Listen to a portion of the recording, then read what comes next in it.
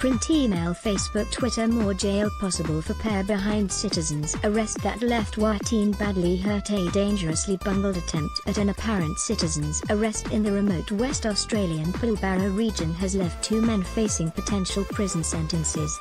A South Headland jury took just a few hours on Thursday to find Robert Peter Butson and Zachary Kane Armstrong guilty of dangerous driving causing grievous bodily harm and then attempting to cover it up in May 2016. The men told police they did not mean to hurt anyone but wanted to catch one of the local youths they blamed for a series of break-ins around their neighborhood. Instead, the victim, a 14-year-old cyclist, was left to crawl, hop and drag himself to help after a midnight chase along a dirt track that ended in him falling from his bike and badly breaking his leg.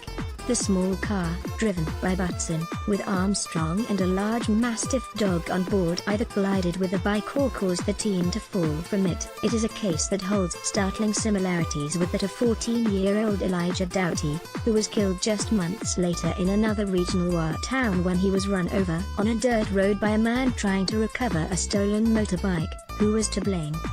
The complicated task left to the jury was to decide whether Butson and Armstrong were criminally responsible for causing the boys' injuries.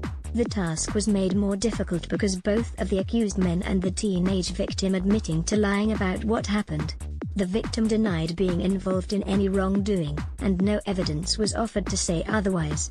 On the night in question, he was hanging around a group of up to 10 other teenagers, at least one of whom was spotted by Armstrong attempting to gain entry to his home shortly before midnight. Prosecutor Anthony Ayres told the court the victim's mistake was to be the only one in the group on a bike.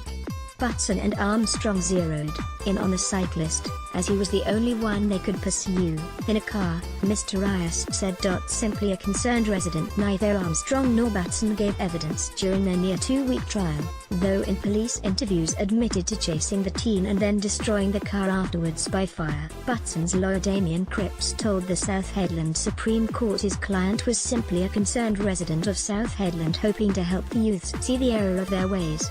"I just wanted to talk to the kid and tell him what they're doing is not on," Butson told police after his arrest. "Say it's not that hard to get yourself a part-time job, earn your own money and not steal from others." Armstrong's lawyer Andrew Moniz urged the jury to put themselves into Mr. Armstrong's shoes. "After weeks of break-ins, you just want to try and end it some way," he said. The prosecution labeled that idea ludicrous. The intention was to give some law and order social lecture? "Do you think so? Do you think so?" Prosecutor Anthony Ayres said. Armstrong and Butson will be sentenced